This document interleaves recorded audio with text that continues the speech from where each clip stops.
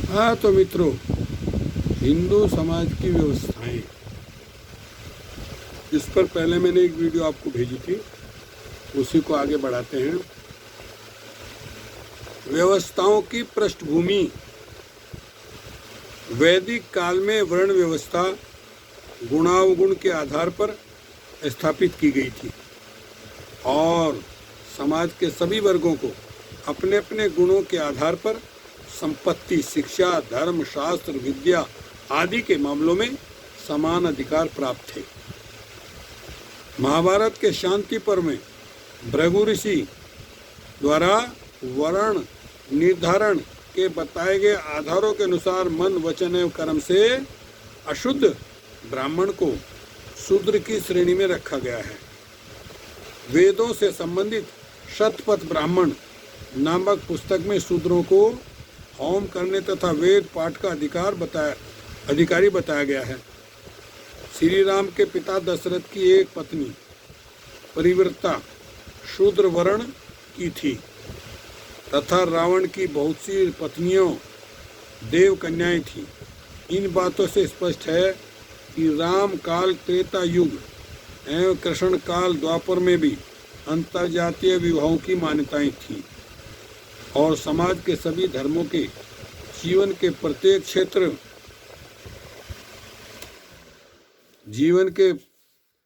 क्षेत्र में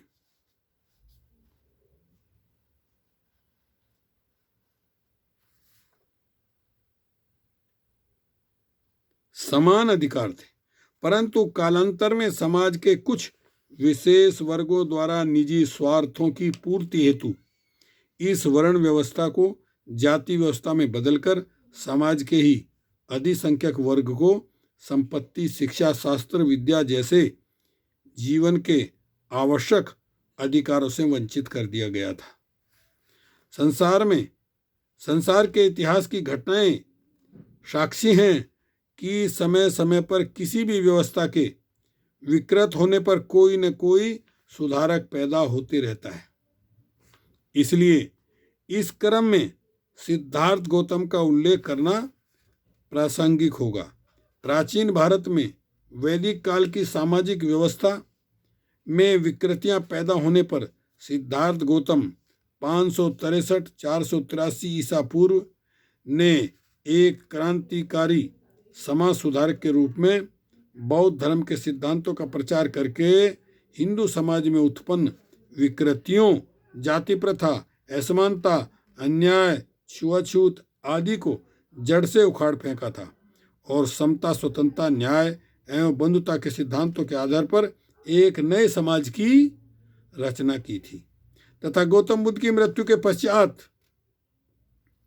सदियों तक बुद्ध धर्म द्वारा स्थापित सामाजिक प्रगतिवादी व्यवस्थाएं भारतीय समाज में प्रभावी रही थी।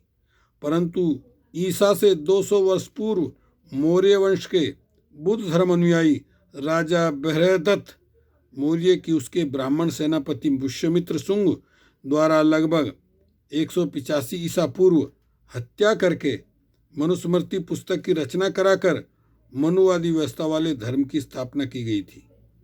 वह साधारण हत्या नहीं थी, अपितु 2 राजवंशों का परिवर्तन था।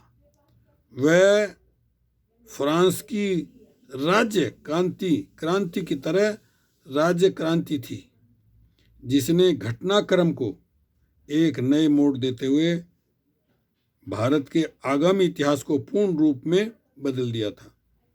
मनुवादी व्यवस्था की स्थापना के बाद भारतवर्ष की स्वतंत्रता प्राप्ति तक समय समय पर भिन्न भिन्न प्रकार की शासन सत्ताएं रहीं और इस